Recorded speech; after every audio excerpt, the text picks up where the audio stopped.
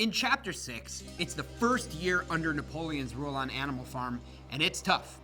It's a 60-hour work week, but the animals are still consoled by the fact that they're working towards animalism and each other.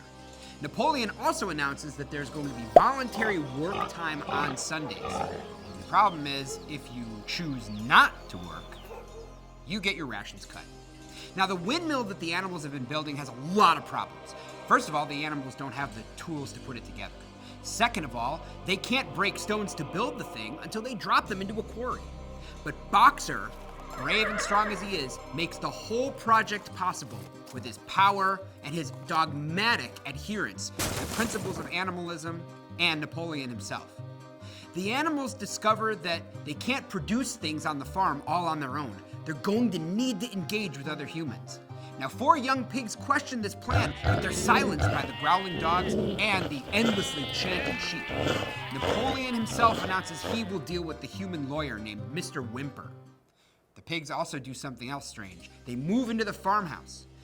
Muriel the goat and Clover question whether this act is even allowed by the 7 commandments in the first place. But Squealer, like he always does, pacifies the animals, rewording history, changing the commandments around and saying that that only applies to the animals using the sheets in the bed. The windmill is almost done, but the animals have to stop working because of inclement weather. And one night, the windmill collapses! Napoleon blames Snowball, saying he must have sabotaged the project. And he proves this by sniffing footprints.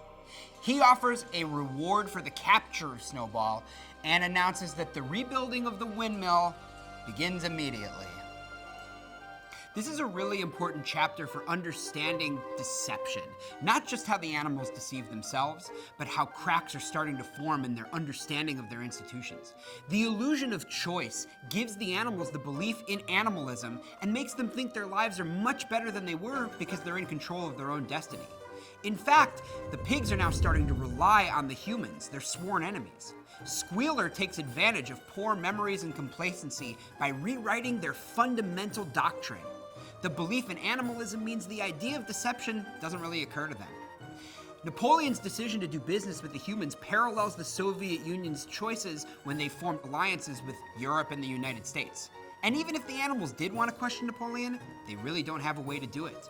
Napoleon has the threats, the propaganda, and Squealer to help control the narrative of history.